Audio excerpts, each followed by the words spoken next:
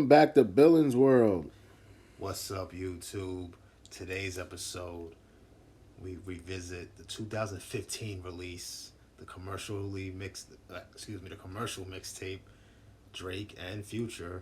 What a time to be alive. Yeah, it was one of them albums that came out of nowhere. Really, I don't think it really had promotion like that. I think they just dropped it on like Twitter one day, like we're dropping an album together type shit. I believe the first cover is what we were talking about off camera earlier. It was like the owl with the Purple, like yeah, that and drink dripping. yeah, It was dope. I was like, oh shit. And then, but when the album's released, or mixtape, whatever you want to call it, by the way, this is dope. I have to definitely give it it's classic light for sure. Um, but the album cover that comes with the releases, all the diamonds. What's your take on that? I thought I thought much like the Watch the Throne album, like you know how they had like the gold look. It was like Yes. pretty much just like here's treasure. Here you go. Here goes some jewels, diamond in the rough type thing. You know what I mean? Man, that's really a dope way to put it, my nigga.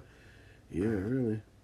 That's how I feel like because you gotta look at it from the artistry point. They like how often are you gonna get two of the hottest guys on one album? Like Jay-Z and Kanye did it.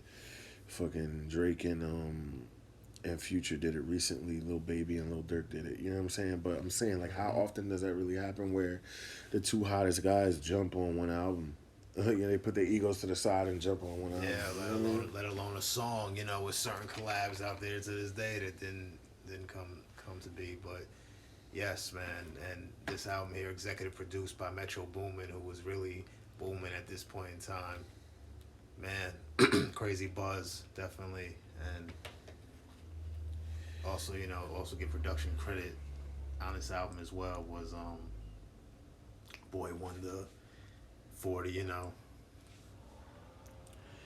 Metro Boomin was going crazy on this shit too. All right, so let's get into the album itself. The first track we got Digital Dash. How you feel about this? Well, Digital Dash, man, it was all right, but I just have to say that it could have been a different selection to start off the album, especially with what's to follow with track two being Big Rings, man. Yeah, Like I was that just should gonna, they should have yeah, just switched, but I was just about that's to just get my into that. humble opinion about it.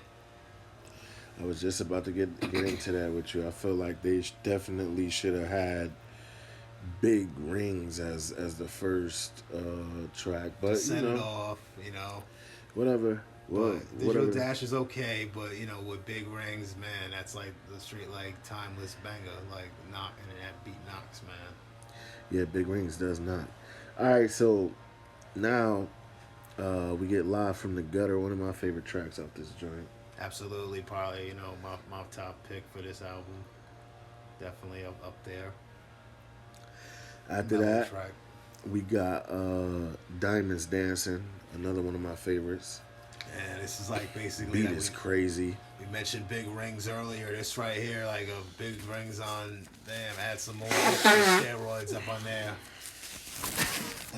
That beat is crazy. Add some more tight muscle on that one. Yeah, Diamonds Dancing, man. And even with the ending when Drake is just like, "You doing me dirty?" Yeah. That's like my favorite part of the song. No Yo. bullshit. The end of the shit where Drake's doing that shit. Next, Yeah, for real. ungrateful. Yeah, I really wait for that shit. Like, no cap. I get all the way to the end. I'm like, yeah, he about to say that shit. Yeah, there you go. You're making me nervous. Yeah, hell yeah, that shit fire, bro. I don't give a fuck. It be the little shit, bro. Yeah, that It definitely be the worked little out. shit, bro. That definitely worked out with that one. For this track, definitely. Yeah, that shit was Yeah. fire. Scholarships is the next joint. Hey, I fucks with that one. Yeah, I fuck with it too.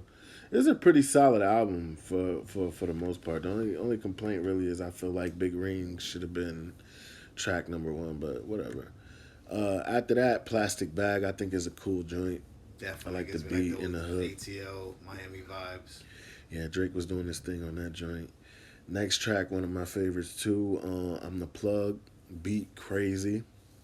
Yeah, we also not just Metro Boomin, we have Southside Yeah, that on shit's production. crazy. Definitely had a Dirty Sprite 2 vibes. This track right here. Yeah, that shit was crazy. You know, Change Locations is the next joint.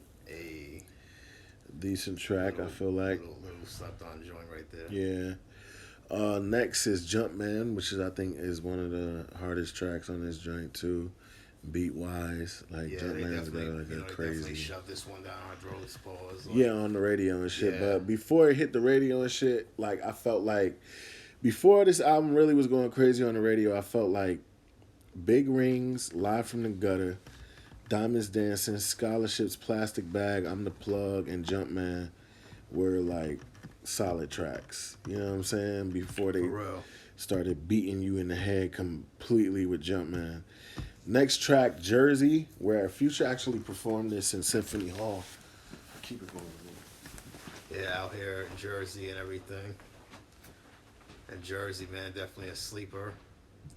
But it's one of the hardest tracks on this album for sure. Hit that like button, subscribe. Yeah, Hey, make sure man. you guys like, comment, and subscribe. What a time to be alive, Revisited, man.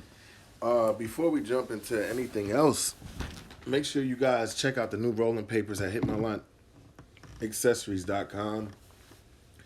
Make sure you guys check out the new merch at JiggyMafia.com. If you're an artist, AIRTIMEMUSICLLC.com.